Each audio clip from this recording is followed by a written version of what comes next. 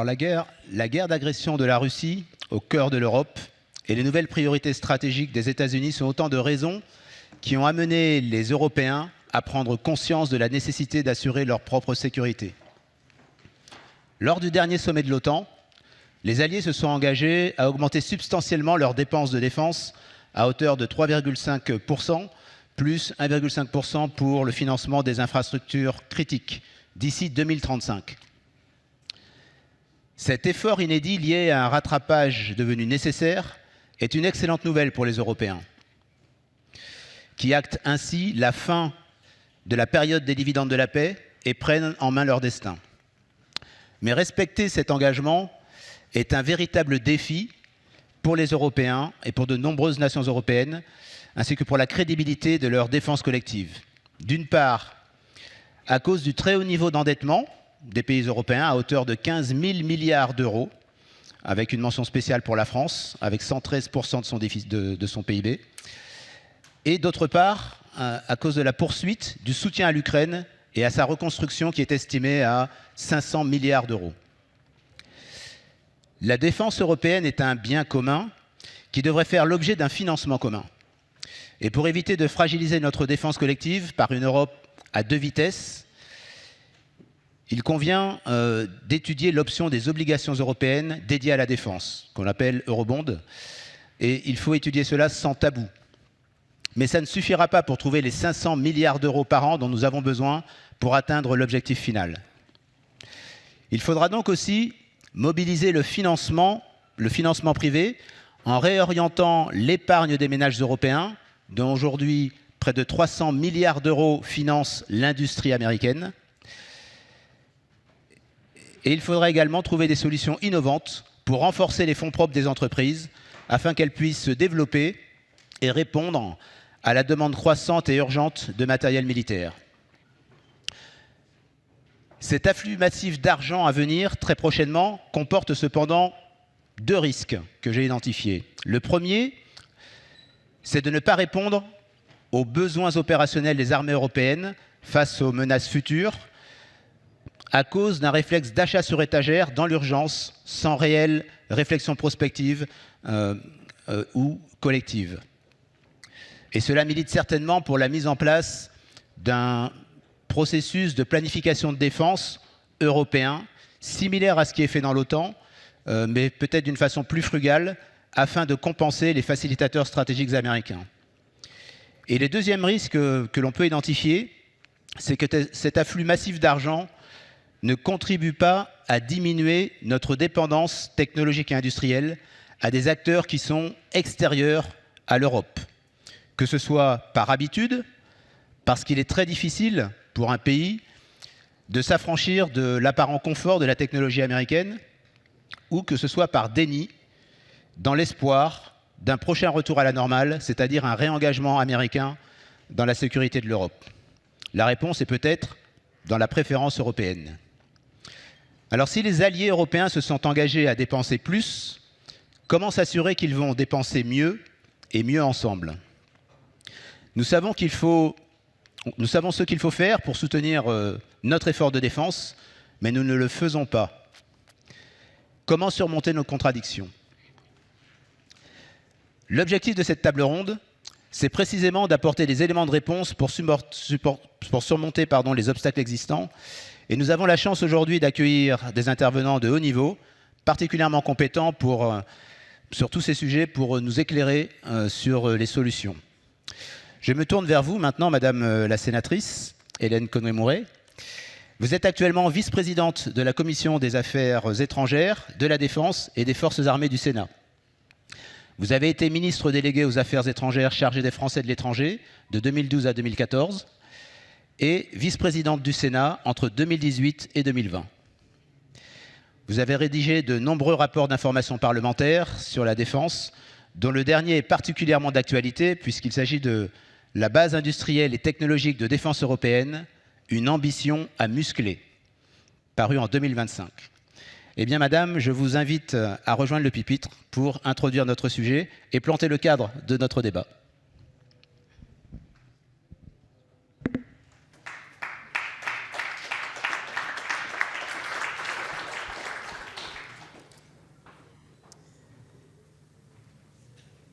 Merci Général. En effet, la tâche me revient de poser le cadre de cette discussion afin que les intervenants puissent nous apporter un éclairage sur ce qui constitue le nerf de la guerre, et ce n'est pas un mauvais jeu de mots, c'est-à-dire le financement de l'effort de défense.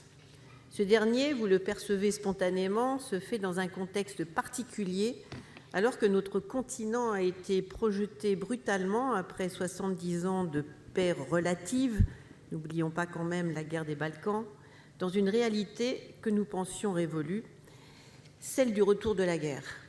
Et avec elle, une question, double question, que nous avions collectivement éludée.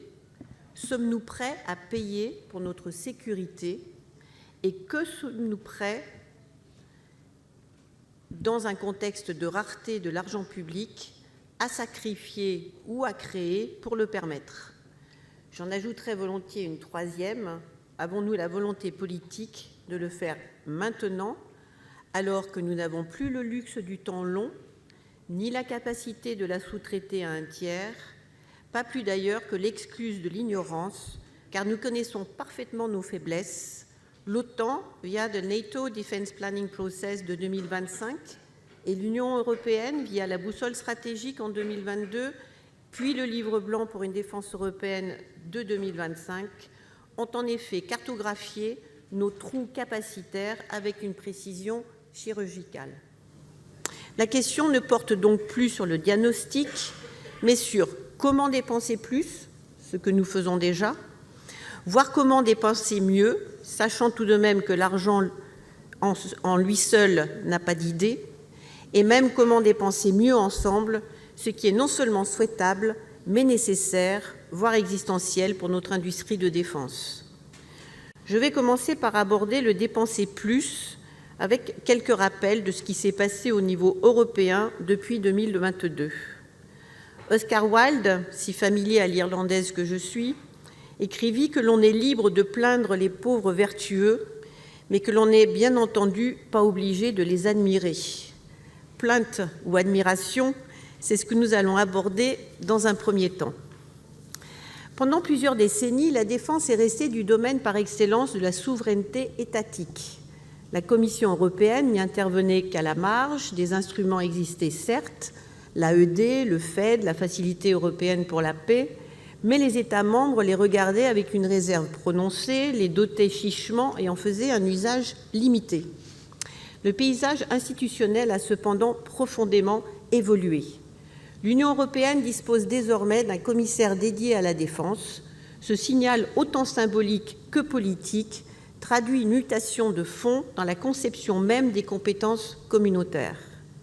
Même si le rôle principal de l'UE est d'offrir une plateforme pour une coopération renforcée entre les États, l'Union a multiplié les initiatives pour les aider à augmenter leurs dépenses de défense en multipliant les instruments comme EDIRPA, l'initiative ASAP ou le mécanisme FAST, mais il en existe bien d'autres. La comparaison entre la période antérieure à 2022 et la situation actuelle est saisissante.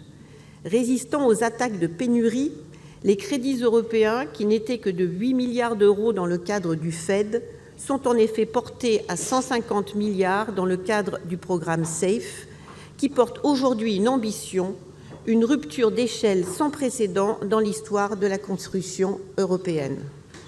Il importe cependant d'être précis sur la nature juridique et financière de ces instruments. SAFE repose pour l'essentiel sur un mécanisme de prêt garanti conçu pour permettre aux États membres de financer leurs efforts de défense à des conditions avantageuses. Il s'agit d'un effet de levier, non d'une dotation budgétaire directe, qui permet néanmoins aux pays qui l'ont sollicité, dont la France fait partie, de pouvoir acheter et investir maintenant.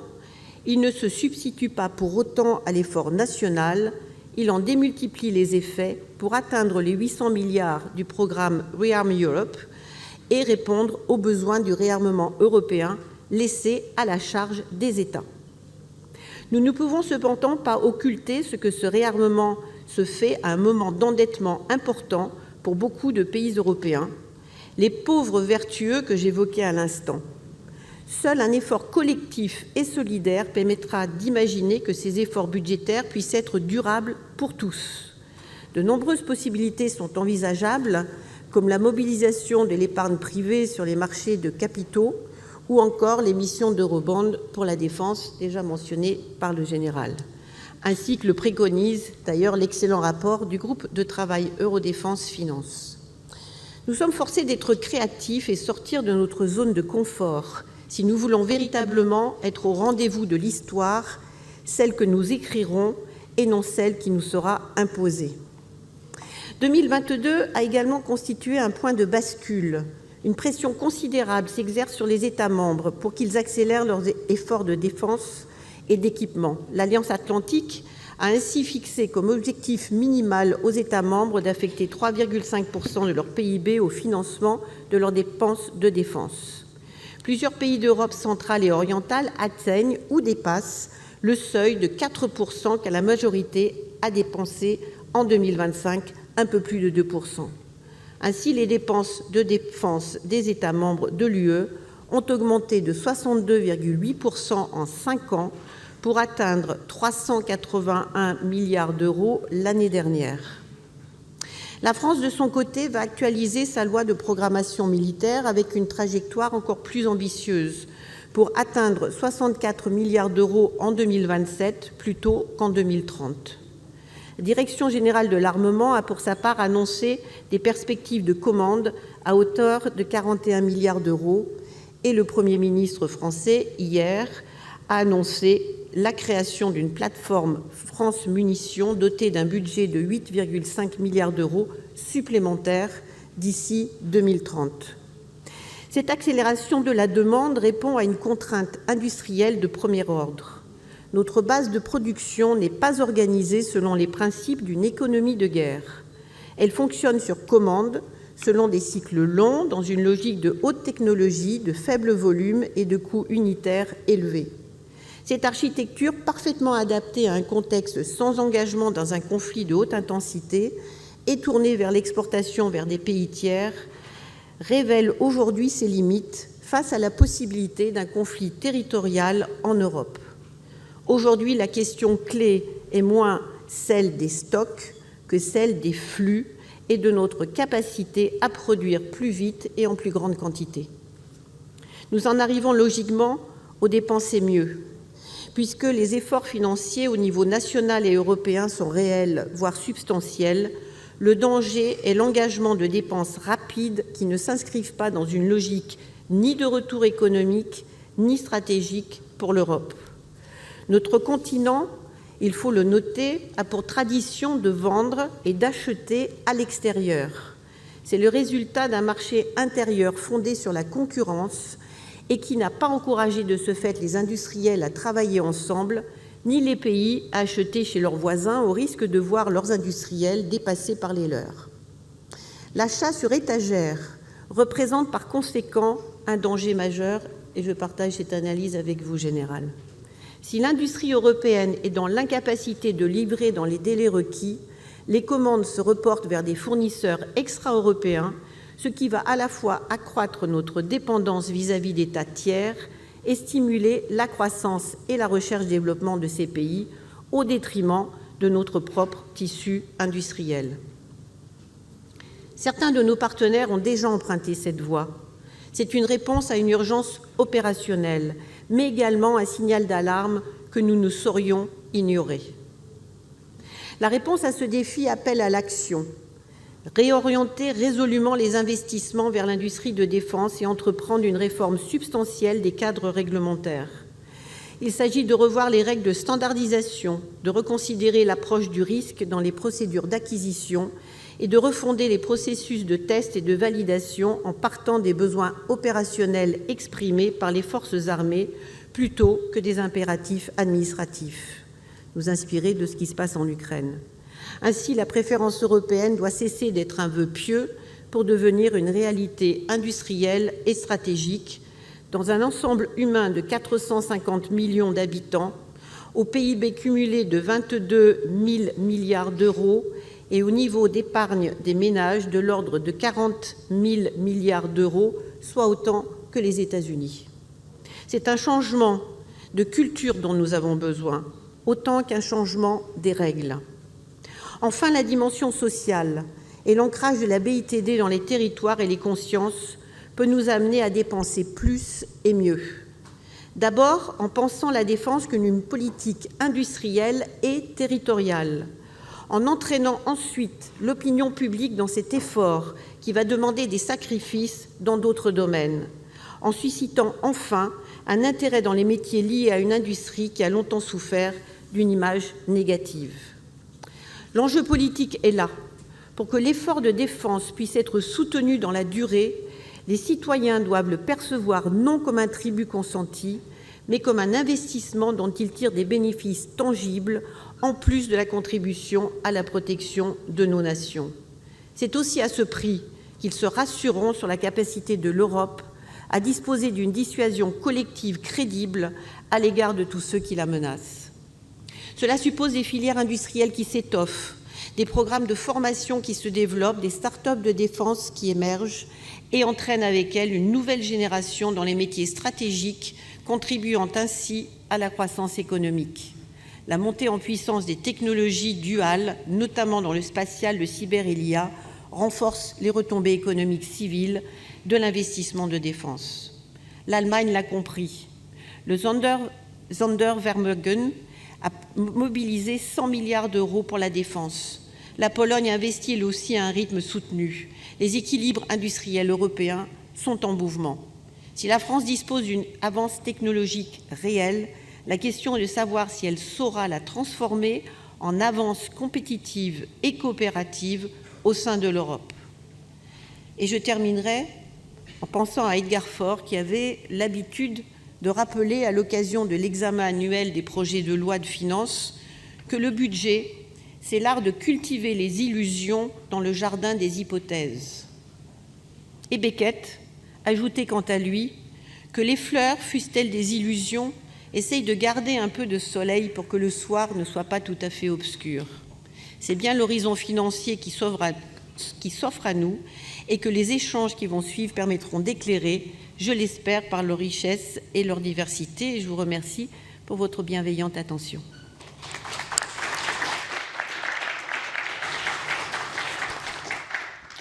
Merci beaucoup, Madame la Sénatrice, pour cet éclairage et ces références littéraires qui sont tout à fait opportunes.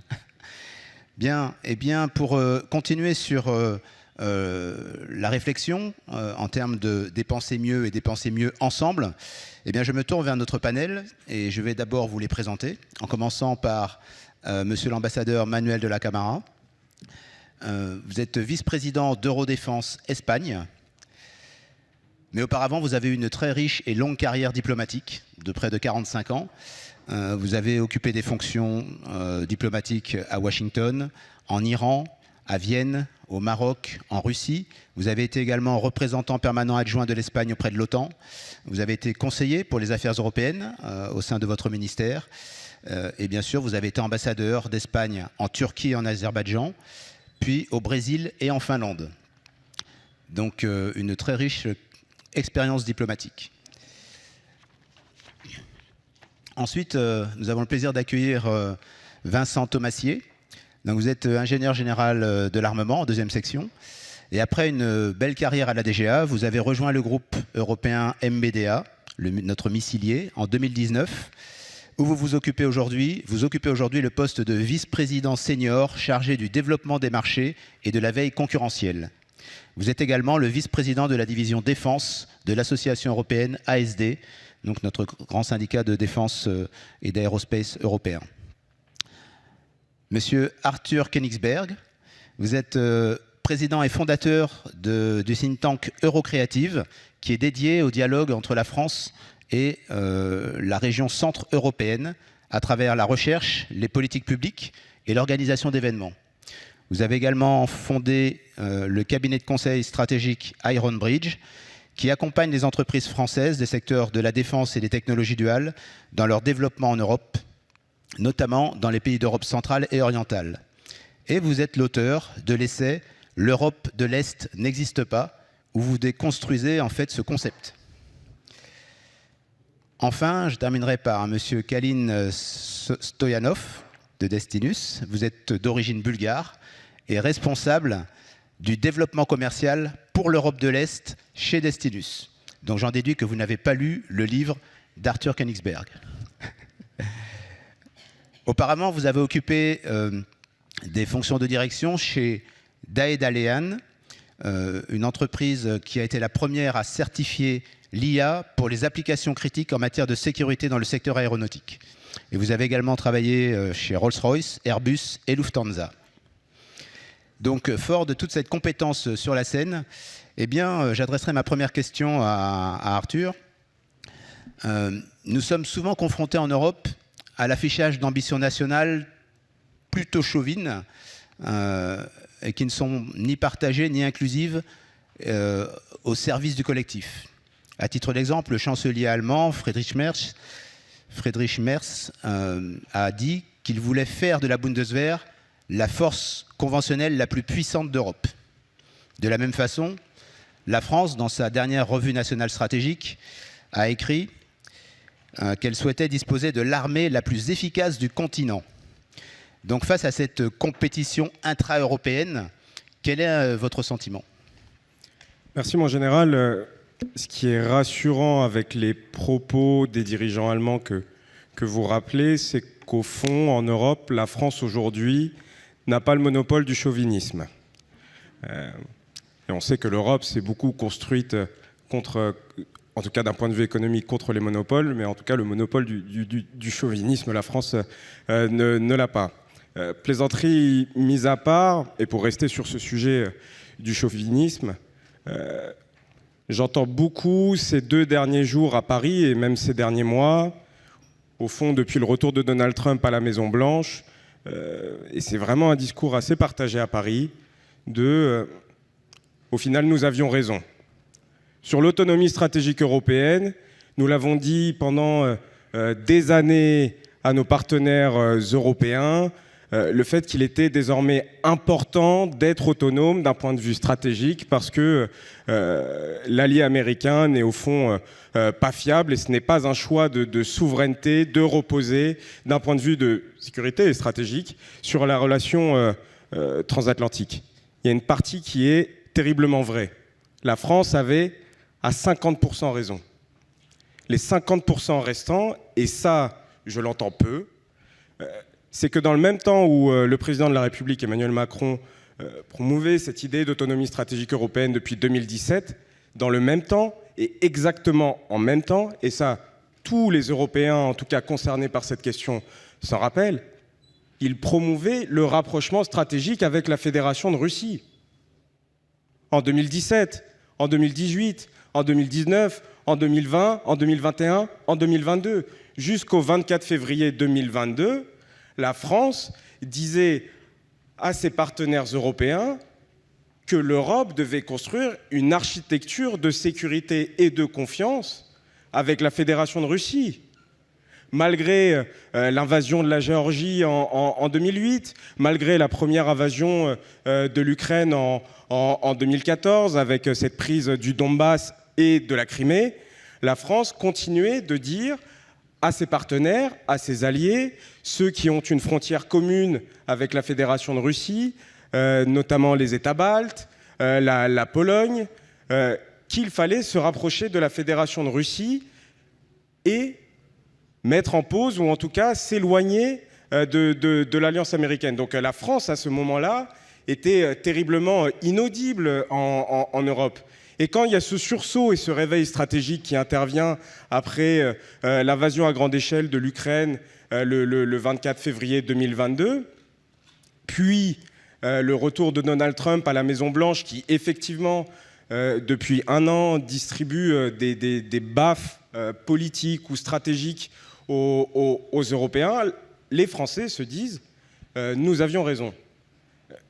Et ça, je ne suis pas sûr que ce soit le discours aujourd'hui que nous devrions porter. Effectivement, on sent quand on se déplace et quand on travaille avec de nombreux Européens, on sent que ce thème de l'autonomie stratégique européenne est en train de percer, qu'il y a une sorte de prise de conscience que la relation transatlantique est trop faible pour garantir leur sécurité et qu'on doit gagner en compétences d'un point de vue sur l'autonomie stratégique.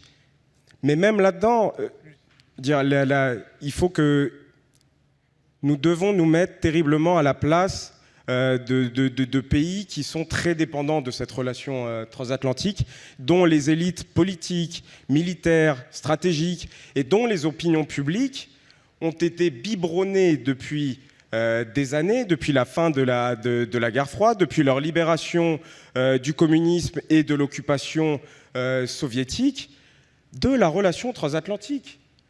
C'est les États-Unis, par l'OTAN, qui garantissent notre sécurité face à la menace russe. Et cette sécurité avait un prix, c'est-à-dire que d'acheter du matériel américain, du matériel militaire et des équipements militaires américains permettait d'acheter cette alliance avec les États-Unis. Et là, un grand nombre de nos partenaires se rendent compte que ça ne suffit plus. Parce qu'acheter du matériel américain, ils l'ont fait pendant des années, et Donald Trump lui déséquilibre totalement cette relation. Les États-Unis, pour eux, ne sont plus véritablement un partenaire fiable. Maintenant, la question, c'est est-ce que l'Europe, est-ce que la défense européenne, est-ce que le pilier européen de l'OTAN est suffisamment fiable pour faire face à la menace russe ? Là est toute la question. Là est toute la question. Donc, aujourd'hui, il y a quand même plusieurs enjeux pour les pays européens dont on peut s'intéresser, enfin, sur lesquels on peut revenir durant ce débat. C'est qu'il y a un véritable besoin, mais qui est aussi contradictoire, pour un grand nombre de pays européens de combler des manques capacitaires très rapidement, sans faire véritablement d'achat sur étagère, que ce soit aux États-Unis, en Turquie ou en Corée du Sud, pour renforcer notre base industrielle, technologique et de défense européenne, mais avec une base industrielle qui, depuis le 24 février 2022, n'est pas suffisamment montée en puissance rapidement. Et donc, faire des achats sur étagère en Europe aujourd'hui, pour un certain nombre de pays, c'est très compliqué. L'autre contradiction majeure, c'est qu'effectivement, Donald Trump déséquilibre la relation entre les Européens et les États-Unis, et il fragilise l'image et cette espèce de totem d'autorité morale et stratégique des États-Unis en Europe. Mais un grand nombre de dirigeants politiques et même stratégiques ou militaires pensent que c'est potentiellement encore une parenthèse.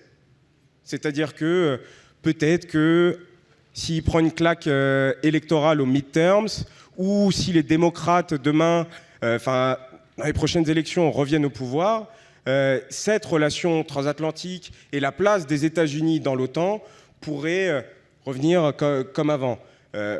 Et ça, là-dessus, il y a encore, il ne faut pas se mentir, un certain nombre d'illusions sur ce sujet.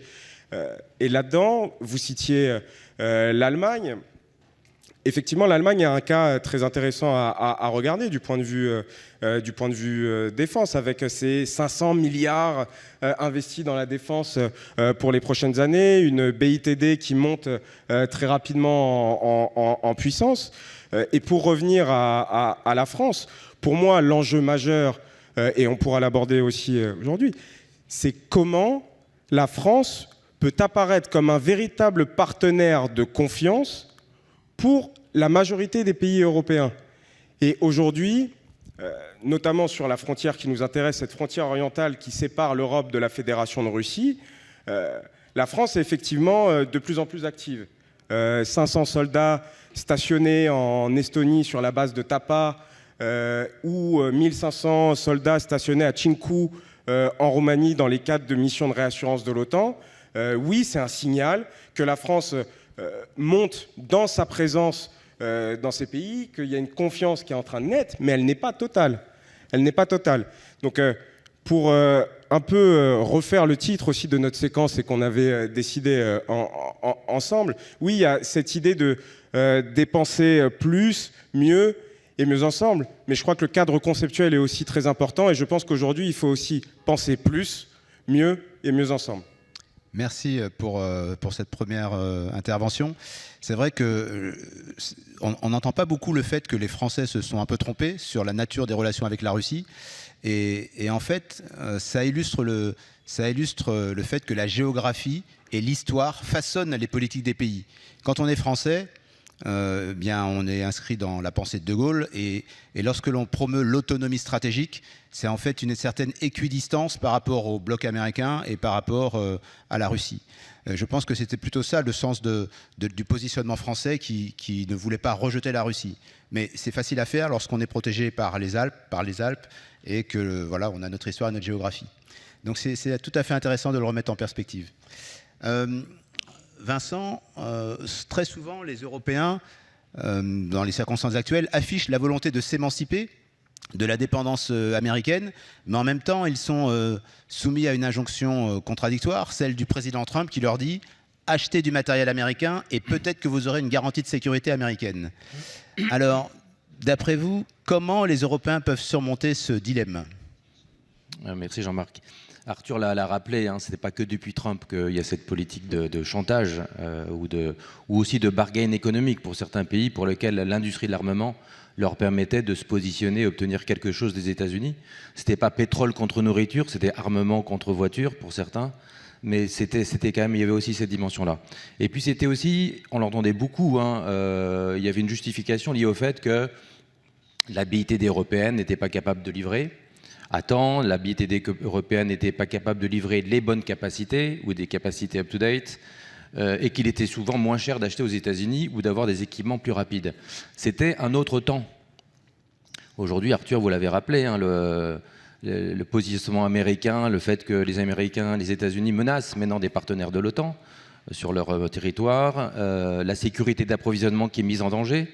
Je donne comme exemple très récent, c'était la semaine dernière, les Australiens ont vu leurs missiles AMRAAM, qui sont des missiles RR, déroutés, diverted en anglais, directement, sans aucun préavis, de leur chaîne de production, des chaînes de production américaines vers les Émirats arabes unis. Les THAAD, qui sont un système de défense antiaérienne exo-atmosphérique qui était en Corée du Sud, ont été déployés de nouveau au Middle East, sans préavis. La sécurité d'approvisionnement, donc ça a un sens, et pour beaucoup de pays européens, c'était quelque chose d'assez, à part les Français, en tout cas dans nos domaines, les Français, les Britanniques et les Italiens, c'était un concept.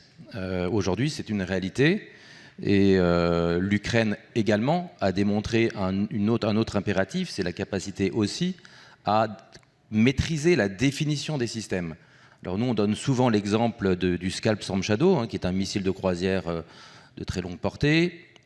Et au début de la guerre en Ukraine, on était capable de l'adapter en quelques semaines sur des avions ukrainiens. Jamais ça aurait été possible avec des missiles américains. Aujourd'hui, en mer Rouge, au Moyen-Orient, sur les frégates, au sol, nos équipes, pour des équipements français ou britanniques ou autres, sont sur le terrain pour maintenir les matériels, les faire évoluer en fonction de la menace. Et ça, vous ne l'avez que si vous avez la Design Authority, l'autorité de conception. Donc ça aussi, dans la sécurité d'approvisionnement, il y a aussi une sécurité de conception qui est un concept maintenant qui est une réalité, qui n'est plus du tout théorique. Donc choisir européen, cette préférence européenne, pour nous, c'est plus un choix politique ou historique ou dogmatique, c'est un impératif stratégique pour assurer la sécurité du pilier européen de l'OTAN et notre sécurité d'approvisionnement. Alors nous, sur le marché des missiles, on le voit, il y a quand même un changement évidemment massif dans la demande. Nous, aujourd'hui, l'Europe représente 70% de nos commandes, ce qui n'est pas du tout le cas avant 2022. On était plutôt autour de 20-25%. Et depuis 2022, on voit des achats massifs et des achats coordonnés de certains pays pour acheter ensemble et mieux. On aura l'occasion d'en reparler, mais c'est certainement une voie à trouver et qui est soutenue par la Commission, c'est l'achat en commun pour avoir des effets de volume qui sont essentiels. Nous, on le pratique avec un missile qui s'appelle l'Aquéron MP, qui est un missile anti-char. On le pratique avec le Mistral, avec plus de 9 pays européens, et on continue de grandir notre parc, qui ont acheté ensemble avec la DGA. Il y a le Mika qui a été choisi par le Danemark. Voilà un exemple quand même, et puis on a d'autres discussions avec eux sur d'autres systèmes d'armes. Voilà un exemple quand même assez criant, hein, d'un pays qui était transatlantique et qui a complètement shifté dans son orientation stratégique. Donc MBDA, lui, c'est un exemple d'une BITD européenne qui est capable de répondre à ces enjeux. Je pense qu'il faut vraiment qu'on se rende compte qu'en Europe, on a tout. On a tout. On sait faire des sous-marins, il y a de l'espace, il y a des missiles, il y a des avions de chasse, il y a des avions de transport, il y a de l'IA, il y a de l'innovation, il y a des startups, il y a un écosystème absolument extraordinaire. Donc aujourd'hui, la BITDE est prête. La BITDE investit, fait du ramp-up. Simplement pour MBDA, parce que je ne vais pas parler pour toute la BITD, mais on a multiplié par 2 entre 23 et 25 nos quantités de missiles. Ça sera encore plus 40% l'année prochaine. Évidemment, on investit dans nos ressources humaines, hein, dans nos cerveaux. C'est plus de 2500 personnes par an. On est un groupe qui a plus de 20 000 personnes maintenant, sur 20 sites en Europe. Éric, je pense Béranger l'a annoncé tout à l'heure, sur les 5 prochaines années, on va investir 5 milliards d'euros. Alors que l'année dernière, notre plan à 5 ans, c'était 2,5 milliards. 5 milliards d'euros d'investissement. Donc je pense que la BITD, elle est effective et elle a des résultats. Sur l'Aster, dont on parle beaucoup en ce moment, hein, en France et en Europe, on aura multiplié par 2 la production et il y aura un autre facteur de production qui sera fait l'année prochaine et on continue sur ce ramp-up sur tous nos produits jusqu'en 2030 et au-delà. Donc je pense que la BITD européenne, elle est prête. Et donc on regardera ensemble, je pense, derrière les incentives pour la mettre en dynamique, hein, et puis comment, avec la Commission européenne et les États, on peut trouver des nouveaux moyens. Mais en tout cas, le message que je veux faire passer, c'est qu'il y a une alternative aux États-Unis. Elle est en Europe. Et avec le demand signal et le budget, je pense qu'on a tous les éléments pour que dans 5 ans ou dans 10 ans, on ne se retrouve pas avec le même niveau de dépendance à la prochaine crise. Oui, merci Vincent. Alors effectivement, la BITD française et européenne se renforce, se prépare. Pour autant, le marché de défense, et ça a été évoqué tout à l'heure par la sénatrice, c'est pas un marché comme les autres. C'est un marché dont les clients ne sont que des États. Donc c'est pour ça que la concurrence pure, façon Commission européenne, ne peut s'appliquer. Et donc, dans ce monde particulier de la défense, j'aimerais demander à notre ambassadeur, à Manuel, comment pense-t-il que la préférence européenne peut devenir une réalité lorsqu'on observe que, je crois, en 2024, 78% des achats de matériel militaire en Europe provenaient de l'extérieur de l'Europe? Merci Jean-Marc, et merci de m'avoir invité. Bon, je pense que lorsqu'on a eu un bouleversement stratégique d'une telle dimension, comme ça est arrivé depuis 2022, je pense que nous, les Européens, on n'a pas tellement... On a fait des choses très valables.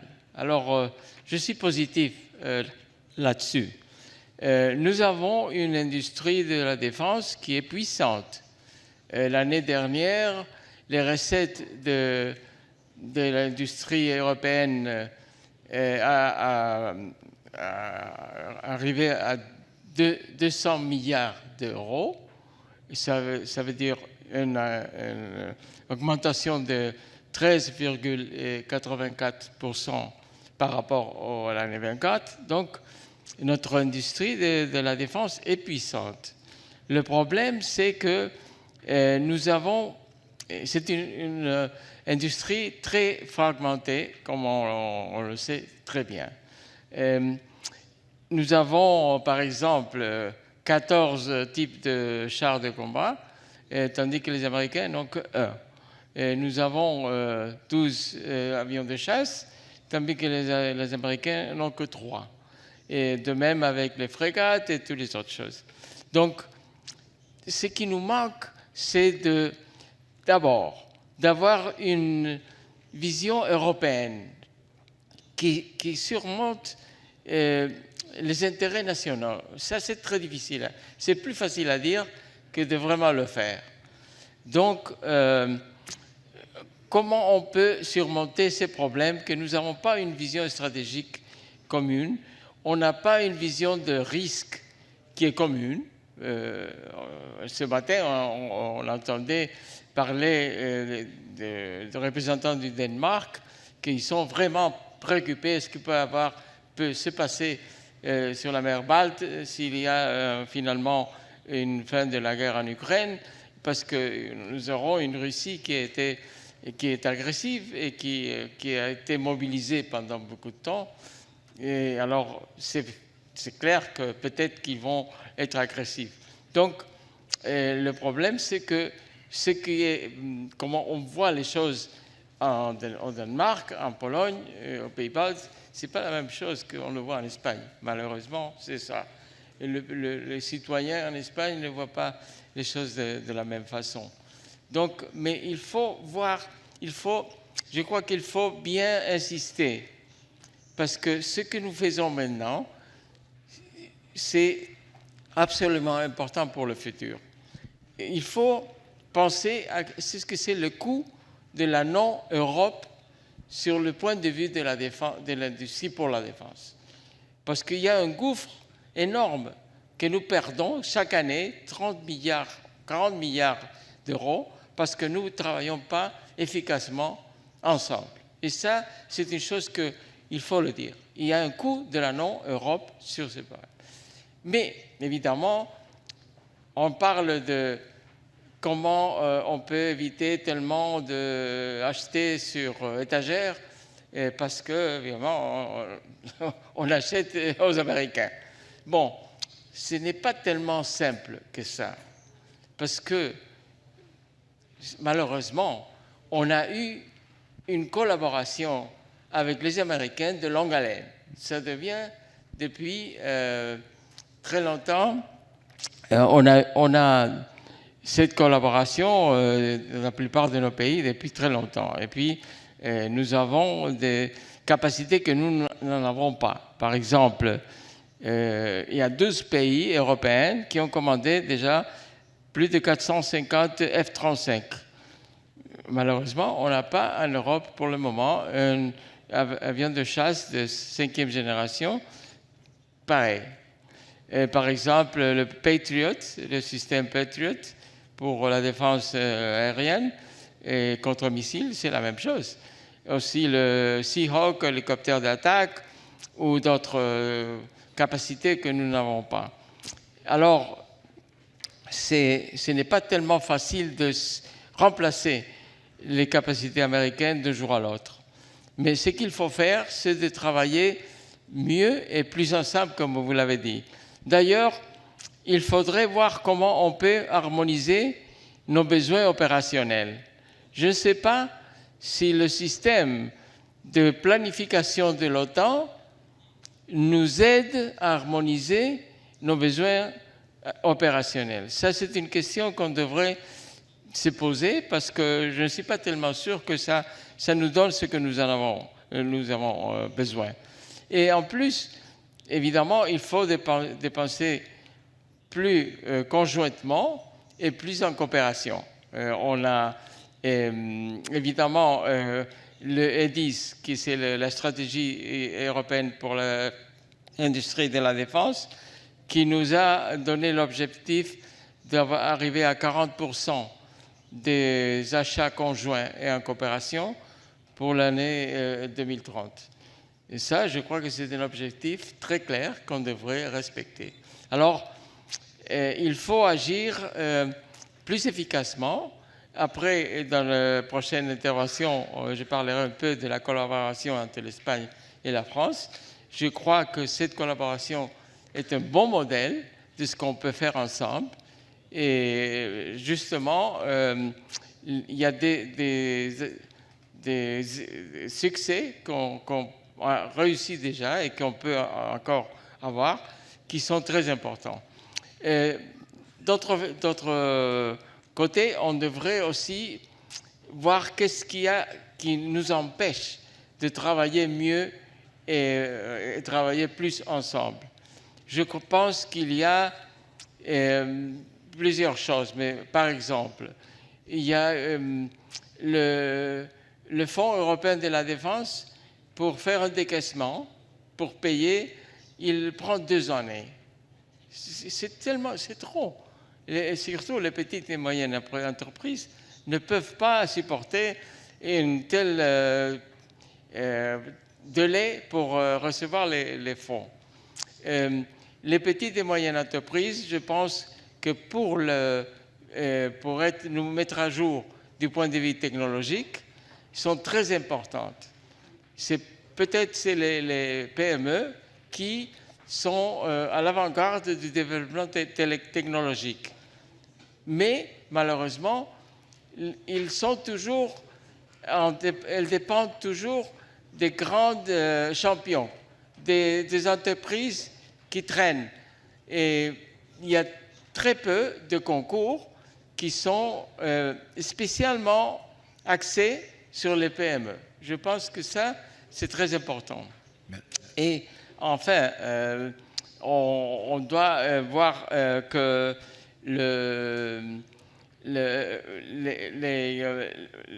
un autre moment où on a bien agi, et je pense que c'est la collaboration. Par exemple, nous avons l'accord trilatéral pour l'exportation qui a été signé entre l'Allemagne, la France et l'Espagne. Et maintenant, c'est le Royaume-Uni qui est aussi devenu partie. Oui. Et je pense que c'est un moyen qui nous montre le chemin à suivre. Parce que c'est un moyen d'agiliser, de simplifier le chemin pour les entreprises qui, évidemment, ce n'est pas seulement le marché européen qui va les donner le travail, mais c'est le marché global. Donc, il y a des instruments comme le trilatéral qui est très, très utile. Merci. Et puis, je voudrais seulement me demander, on a discuté ça avec le commissaire Kubilius lorsqu'on l'a rencontré à Bruxelles l'année dernière. Est-ce qu'on ne devrait pas penser à une DARPA européenne? Il n'a pas répondu très clairement à cette idée, mais je pense qu'il faudrait encore penser sur ce sujet parce que je pense que ce serait utile.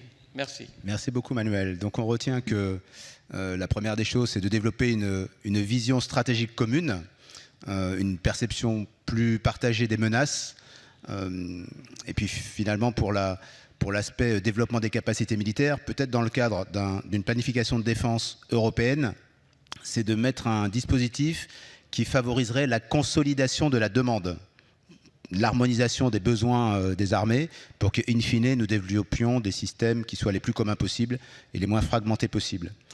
Vous avez mentionné la DARPA, une DARPA européenne. Il y a une initiative qui s'appelle JEDI, qui a comme ambition de devenir une ARPA européenne, donc une agence de recherche et de développement des technologies avancées. Et puis enfin, les PME. Donc, comment les PME, on peut mieux s'adresser à elles? Eh bien, c'est un peu la question que je vais poser à Kaline, qui, fort de son expérience avec Destinus, va pouvoir peut-être nous éclairer sur les difficultés auxquelles sont confrontées les entreprises innovantes qui cherchent à pénétrer le marché de défense français ou européen. Hello, I'll need to speak in English. So, defense market has changed, for sure. Now, for sure, one of the difficulty for a new company, for sure, is to prove the continuity of supply. This is what every defense department needs. You know, to be sure that in 5 years you exist and you will deliver in volume and in quality, meeting all the requirements, especially if something happens. We have the conflicts now. So there is a lot of work that have to be done to convince the procurement teams that the company, even though it's young, will actually be capable of meeting the requirements of continuous supply. And because here you have even, let's say, the personal risk of the procurement team that if they make a wrong choice, they will lose their job. So it's really a lot of trust that can be that should be built. We also mentioned a couple of times that, especially now in Europe, there is, we have to balance. Yes, we're a European Union. We have the label "Made in Europe." We push there, but and I think SAFE is a very good example of this. You must be at least 65%. You have to have the European content, but if we want to work in France, we need to be a French company. So there is, and it's absolutely understandable. So there is the, there should be the balance between sovereignty and capability in the country, but also what we want is Europe and what helps the company, because for every young company, it's another layer of complexity, which again, we understand, but it's not easy to navigate when you're a young company. And which also brings, I would say, another now reality that as a young company, how you interact with the procurement teams. Now we are in an environment where you have to accept that whatever product you get, it's a product that will not be used for 30 years. It is going to change. So we are not talking about procurement of a product. We are talking about life cycle program, where you have to, you agree that there is going to be continuous cycle of innovation, testing, recertification. And again, this is for a company. Now we operate in Ukraine. This is our reality. But then comes the conversation with the procurement departments and their processes. We see great progress and great change, but it still takes time. And I would say another difficulty is they have the term, the value of debt, for a young company, for a small and medium enterprise, that now there are a lot of programs allowing a company like ours to make a demo. You can make a successful demonstration to the right audience. But then to get to a contract, which now secures multi-year supply, can take 5 years, can take even longer. And for a young company, this is a problem, because this is, you have to sustain operations without an order. And here also comes the part about financing, that if you would like to secure funding, every investor wants security. So a multi-year contract, can help you secure multi-year funding. And I would say these are the main difficulties that can be encountered.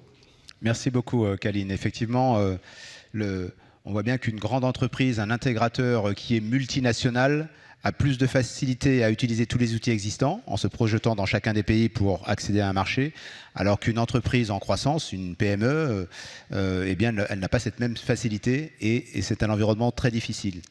Et puis finalement, la prise en compte de l'intégration des délais pour accéder au financement, c'est supportable par les PRAMS, par les grands intégrateurs, c'est beaucoup plus difficile pour des startups ou des PME, bien évidemment. Alors peut-être, je redonne la parole à Madame la sénatrice, chère Hélène, pour réagir sur quelques-uns des sujets qui ont été évoqués.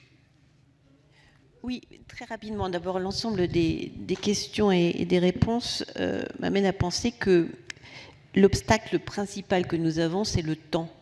Parce que le projet européen est un projet en construction dans le temps long, qui s'accélère parfois quand l'Europe est en crise.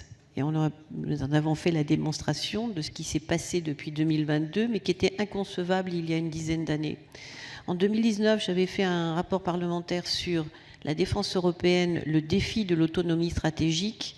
Et l'autonomie stratégique était un vilain mot, encore en 2019, il n'y a pas si longtemps.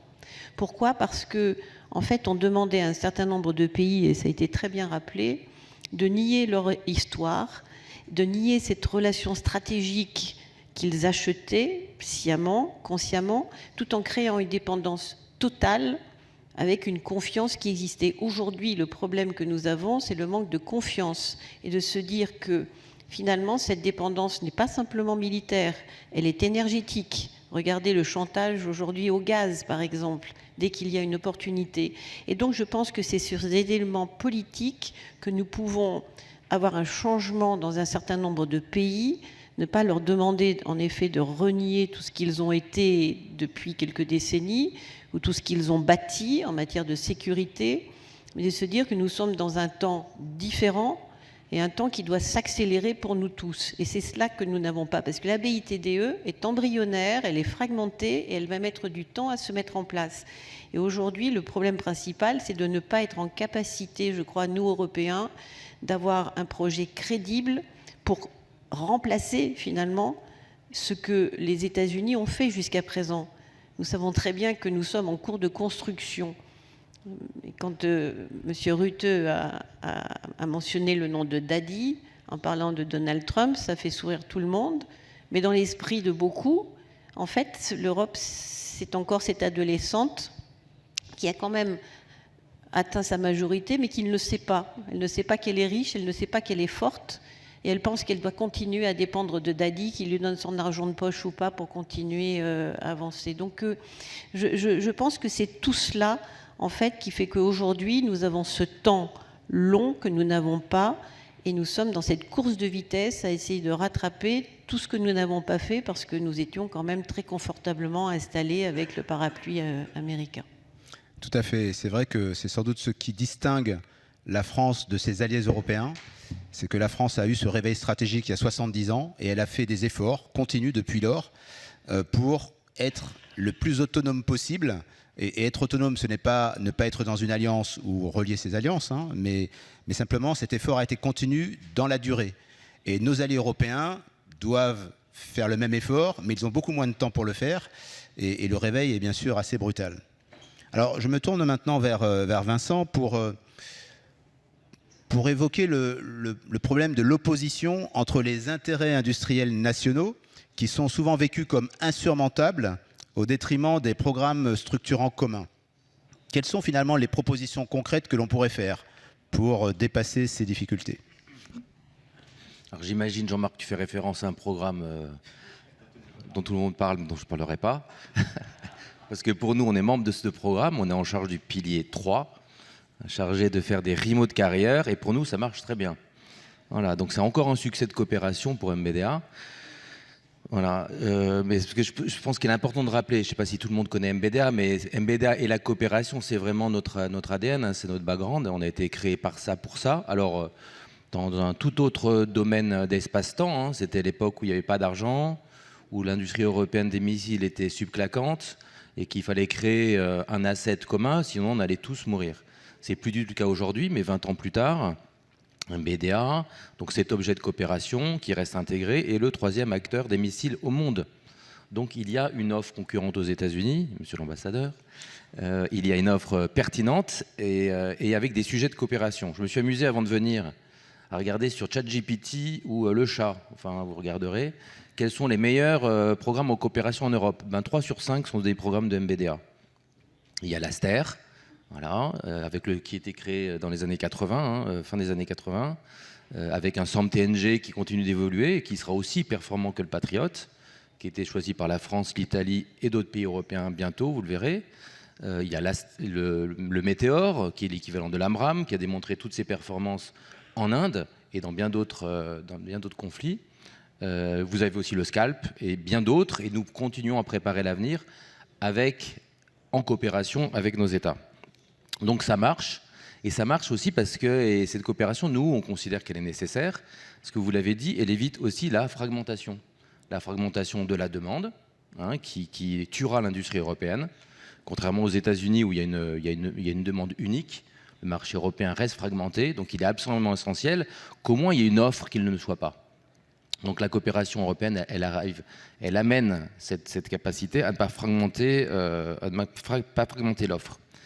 Donc dans le domaine des missiles, nous ça fait donc depuis 25 ans hein, qu'on se développe et qu'on propose aujourd'hui, au moment encore plus où la France, l'Italie, le Royaume-Uni et nos 90 clients dans le monde ont besoin de souveraineté, on apporte cette souveraineté, on apporte cette freedom of action, comme disent les Britanniques, hein, cette liberté d'emploi et cette liberté de maintenance.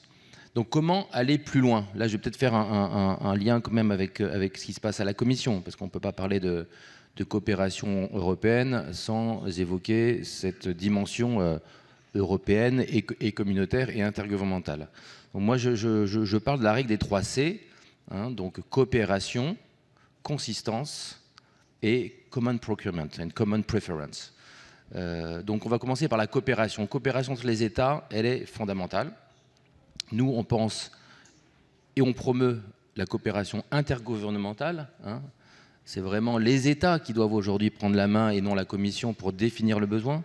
On n'est pas encore à une armée européenne, peut-être que ça arrivera, mais on fait des systèmes d'armes qui ont vocation à être employés par des hommes et des femmes de chacun de nos pays. Donc il faut vraiment que ce soit les États qui promeuvent cette coopération dans l'expression du besoin, mais comme vous l'avez rappelé, monsieur l'ambassadeur, dans tout un tas de domaines qui nous faciliteraient la vie.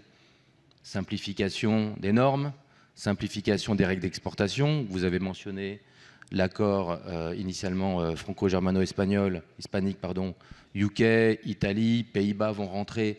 Ça, c'est un très bon modèle, mais il y a encore beaucoup de choses à faire. Puisque là, on parle souvent de transfert, mais après, il y a toute la partie export. On a évidemment la possibilité aussi de mieux être coordonné en Europe sur les moyens d'essai. Les moyens d'essai sont des assets extrêmement rares. Aujourd'hui, il y a de la duplication ou du gap capacitaire. Il n'y a pas d'échange possible entre les essais des différents pays. Donc voilà, donc il y a énormément de choses à faire au niveau des États pour nous aider à aller plus vite et plus fort et plus loin. Le deuxième sujet, c'est la consistance. Donc la consistance, il y a plusieurs volets dans la consistance. Hein. D'abord, il y a la consistance entre les priorités des pays et les priorités de la Commission. On a eu, à un certain moment, un espèce de débat qui allait fixer les priorités d'investissement pour les outils de défense, hein, notamment dans le cadre de l'EDPCI, dans le cadre du prochain ECF. Je pense qu'il est pour nous extrêmement important que ce soit les États qui décident des priorités capacitaires et en fonction des priorités de l'OTAN et de leurs priorités nationales. Donc on voit un objet qui est en train de se développer, hein, qui est de se construire aujourd'hui, qui s'appelle l'EDPCI, hein, European Defense Priority Cooperation Initiative, qui va, on l'espère, donner de la cohérence, hein, de la consistance entre tous les outils européens qui vont être utilisés, que ce soit les outils pour permettre l'acquisition en commun, les outils pour faire du développement ou les outils pour faire du ramp-up industriel. Donc cohérence entre les États, entre les priorités données par les États et les priorités dans les politiques d'investissement de la Commission. Cohérence aussi entre les politiques de la Commission, hein, et là on dépasse le pilier défense qui n'est pas un pilier communautaire, mais on a largement parlé des contraintes ESG, hein, des contraintes sur la finance, les contraintes qui pèsent sur des industries de la défense, sur les normes environnementales. Omnibus, je ne sais pas si vous avez en tête le paquet Omnibus qui est en train d'être négocié, va permettre peut-être d'avancer un tout petit peu sur les histoires de permis, mais peu dans les faits. Aujourd'hui, on n'est pas dans une économie de guerre où on peut construire des usines d'armement sans demander la permission à tout un tas d'entreprises qui en temps de paix sont tout à fait normales. Hein. Mais il faudra protéger la grue cendrée ou une espèce de grenouille un peu spécifique, et c'est une réalité ce que je vous dis, hein, au détriment de l'efficacité et de la rapidité. Donc cohérence entre cette priorité donnée sur la défense et puis la cohérence sur chacun des politiques communautaires. Et puis le troisième sujet, c'est Common Procurement, c'est la préférence européenne que vous avez mentionnée. Il faut absolument qu'on continue d'aller vers cette préférence européenne. Donc on a eu déjà beaucoup de pas importants qui ont été faits à travers les outils EDIRPA, à travers les outils ASAP, à travers les outils SAFE, avec un certain nombre de critères d'éligibilité qui ont été très durement négociés par les uns et par les autres dans les trilogues. On reconnaît là quand même, on est au début de la préférence européenne, il faut aller encore plus loin. Et si les 70 milliards ou les 100 milliards ou les 50 milliards, on verra bien, du volet défense qui sera mis sur la table dans le CF, n'est pas destiné, alors que c'est quand même une goutte d'eau par rapport aux investissements des États européens, n'est pas uniquement dédié à l'industrie européenne, on aura perdu. Effectivement, la La compétition est bien dans le champ économique et il est important d'avoir de la cohérence dans tous les efforts qui sont menés et de résister au lobbying de nos compétiteurs stratégiques qui nous veulent du bien. Alors on parlait de la Commission européenne. Cette Commission européenne, elle est très proactive. C'est normal, hein, toute organisation cherche à étendre son périmètre d'action, mais c'est peut-être aussi parce qu'elle remplit un vide qui a été laissé par les États qui ne se sont pas toujours bien investis dans leur responsabilité dans ce domaine. Et on parlait tout à l'heure du contrôle export, de qui doit définir les priorités capacitaires, mais aussi on reproche parfois à la Commission d'éparpiller les efforts pour l'innovation, mais du coup c'est du saupoudrage et ça va à l'encontre de l'objectif de créer des champions européens de classe mondiale. Alors Arthur, eh bien, qu'en pensez-vous ? Merci mon général pour cette question. La Commission européenne est aussi prise entre deux feux ou alors deux objectifs qui peuvent apparaître, pas dit qu'ils le sont, mais qui peuvent apparaître comme contradictoires. Effectivement, d'un point de vue industriel et économique, il y a cette demande dans cette visée d'autonomie stratégique européenne de créer ou de renforcer les champions industriels européens. Mais ça peut se faire au détriment de l'innovation ou d'acteurs émergents, des startups, des scale-up qui aujourd'hui font les technologies de rupture ou qui sont très performantes dans les nouvelles technologies. Je n'ai pas dit que c'était systématique, mais ça peut se faire. Il y a quand même un danger de renforcer les 15 top players européens aujourd'hui et de leur assurer une place peut-être un peu trop confortable en Europe au détriment de startups qui ont beaucoup à apporter à la défense de l'Europe. Pour citer un exemple, et c'est dans le secteur du drone, donc je m'excuse auprès de Destinus, mais ce n'est pas sur le même segment du drone, donc ce n'est pas un de vos compétiteurs. Mais les Européens se sont quand même rendus compte que sur le drone ou sur les drones intercepteurs de drones, leurs géants industriels européens n'étaient pas en capacité de bâtir des objets low cost ou très performants. La solution sur les drones ou les intercepteurs de drones aujourd'hui, elle vient beaucoup plus des startups ou des scale-up. Une société française comme Alta Ares, la solution qu'elle propose ne pouvait pas émerger d'un géant européen pour un grand nombre de règles, notamment de compliance ou d'assurance, etc. Alta Ares est une société française qui est née directement sur le front ukrainien. Elle a été créée avec un fondateur et des équipes qui sont partis faire la chasse aux Shahed la nuit dans le ciel ukrainien. Et ça, des grandes compagnies ou grandes industries européennes ne pouvaient pas le faire. Donc il y a aussi vraiment cette tension en Europe, et la Commission a son rôle à jouer là-dedans, entre renforcer ces grands groupes et ces grands industriels européens et favoriser aussi l'innovation et notamment tout ce qui est autour des technologies de rupture. Et ça a été très bien cité. Quand même deux instruments importants qui sont sortis ces dernières années, EDIP, SAFE, où on voit qu'il y a des choix politiques structurants pour les prochaines années qui ont accouché de ces programmes. Ce n'était pas naturel pour les Européens d'être d'accord sur le financement d'équipements composés à 65% minimum de composants technologiques européens. Parce que avant d'être des choix industriels, ce sont des choix politiques et stratégiques et qui continuent de faire débat. Je veux dire, en France, on est plutôt éloigné aussi de ces sujets, mais puisqu'on peut rester un petit peu sur le système SAFE, parce qu'on est sur un panel sur le financement, SAFE fait débat en Europe et crée des polémiques à l'intérieur de certains pays.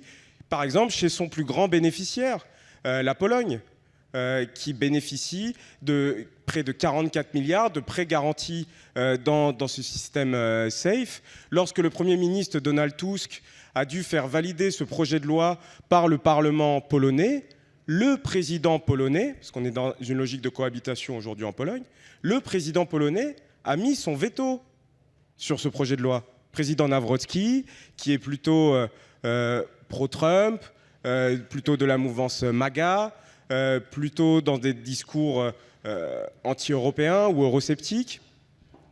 Le système SAFE est perçu par une partie de la classe politique polonaise et même d'autres pays comme un instrument de plus pour Bruxelles de faire chanter les États, d'avoir une certaine mainmise sur eux. C'est comme ça qu'ils l'ont défendu, avec un autre discours qui est qu'au fond, ces fonds européens seraient destinés à favoriser l'industrie d'armement allemande. Donc ça, ce sont des débats à l'intérieur des sociétés européennes et on ne peut pas l'ignorer. L'argent européen, pour une grande partie d'États-nations, ce n'est pas anodin et ça crée de la polémique. Maintenant, j'aimerais juste revenir sur un thème qui a été abordé et sur lequel je pense qu'il est très important de s'arrêter. On va rester dans même du cadre conceptuel, mais je pense que le vrai sujet en Europe, il est effectivement celui de la confiance. Il est celui de la confiance entre ses partenaires, entre les partenaires européens. Et il faut se poser une seule question, qui résume à peu près toute l'ambiguïté de ce débat et les peurs et les craintes, et pourquoi il y a ce manque de confiance aujourd'hui en Europe. Et c'est un débat qui a été beaucoup posé dans nos débats publics, mais qui n'est pas répondu avec beaucoup de certitude. C'est demain, est-ce que si la Fédération de Russie avance de 15 km sur le territoire de l'Estonie et tente de prendre la région de Narva, sommes-nous, Européens, sûrs qu'un pays comme la France, qu'un pays comme l'Allemagne, dans le cadre soit de l'Union européenne par l'article 42.7 ou soit dans le cadre de l'OTAN par l'article 5, interviendrait pour défendre l'Estonie face à la Fédération de Russie, puissance nucléaire? Est-ce que les opinions publiques sont prêtes à ce potentiel sacrifice? Est-ce que nos élites politiques, stratégiques, les militaires, je pense en partie, mais est-ce que nos élites politiques et stratégiques le sont?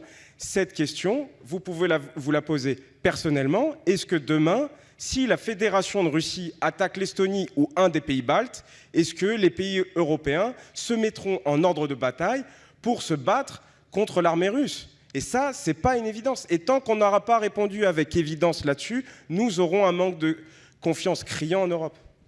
Alors, la réponse est oui. Parce que ça fait partie de la dissuasion. Ça fait partie de la dissuasion et c'était vrai également avec les Américains. Je voudrais juste revenir sur l'innovation. Donc effectivement, on peut avoir l'impression que des champions européens vont tuer l'innovation. Je dirais quand même que certes, l'innovation n'est plus l'apanage exclusif des grands groupes de la BITD. Je voyais Vincent qui faisait des bonds sur son siège. Et donc, voilà. Mais l'innovation, elle est aussi à l'extérieur de la BITD classique, en particulier qui œuvre dans les domaines pratiques, enfin les domaines physiques, physiques de la guerre, à terre, en mer ou en l'air, et les nouvelles technologies duales, très numériques, qui se développent plutôt dans les nouveaux espaces de conflictualité, le cyberespace, l'espace exo-atmosphérique, le champ informationnel, etc. Donc effectivement, on a besoin des deux, et donc j'espère t'avoir rassuré, Vincent. Donc, tu veux rebondir là-dessus ? Non, mais je vais laisser j'ai parlé, mais juste un mot. Je pense qu'il ne faut pas opposer, en effet, les grands groupes aux PME, aux startups. Au-delà du fait qu'on fait de l'innovation, parce que quand on intercepte des missiles à 100 km de portée, il y a un tout petit peu d'innovation. Mais nous, on parle d'hybridation. Je pense que Michael, Kaline, tu l'as dit, Kaline, on peut être là aussi pour apporter de la profondeur stratégique, de la profondeur industrielle, et la pérennité. Et nous, on intègre des solutions comme celle de Destinus, alors c'est pas celle de Destinus, mais avec bien d'autres, dans nos propres systèmes. Parce que par exemple, la défense antiaérienne, c'est pas un système, c'est pas un intercepteur, c'est un système de systèmes. Et les grands groupes, ils font ça c'est leur capacité à maîtriser des systèmes très complexes. Et donc, nous, notre modèle, c'est l'hybridation entre les grands et les petits. Et pitié, ne nous opposez pas, comme le fait d'ailleurs la Commission.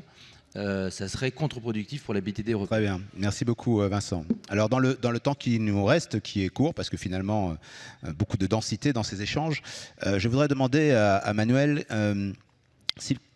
comment vous considérez que les outils existants, AED, OCCAR, les conseils franco-allemands ou franco-espagnols de défense et de sécurité sont utilisés pour justement contribuer à un effort plus équilibré et plus commun entre les pays européens? Est-ce qu'on en fait un usage suffisant aujourd'hui?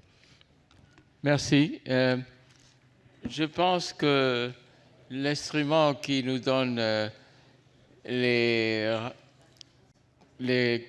rapports et les dialogues bilatéraux entre la France et l'Allemagne, c'est l'accord de Aix-en-Provence. L'accord avec l'Italie, c'est l'accord du Quirinal. Et l'accord avec l'Espagne, c'est l'accord de Barcelone. Je pense que ce sont des instruments très utiles. D'abord, parce que du point de vue d'organisation, c'est un peu unique dans le sens que ce sont des réunions conjointes entre les ministres de la Défense et les ministres des Affaires étrangères. Alors on voit dans ces réunions, on a une vision bien complète de quelle est la situation stratégique et qu'est-ce qu'on peut faire ensemble. En plus, il y a des réunions qu'on appelle réunions de dialogue stratégique entre les directeurs généraux de la politique de défense. Et ça, je pense que c'est très important parce que lorsqu'on voit le traité de l'Union européenne qui parle de la politique commune de sécurité et défense qui devrait mener à une politique commune de défense et même à une défense commune. Et si on n'a pas de contacts au niveau des directeurs de politique de défense, on ne pourra jamais arriver à ça. Donc ça, je trouve que c'est très intéressant.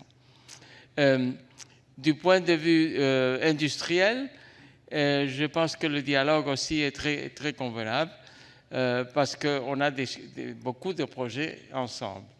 On a le SCAF, évidemment, mais on a aussi l'Eurodrone, on a les munitions de frappe de longue portée, on a les hélicoptères, et puis il y a la coopération que je pense qui est très intéressante entre les marines et surtout les entreprises navales de nos trois pays, parce que nous avons la coopération entre Naval Group, Navantia et Fincantieri pour développer la corvette de patrouille européenne qui va être, je pense, un avancement extraordinaire dans le sens qu'on va créer une plateforme commune qui sera utilisable pour tous les pays qui participent.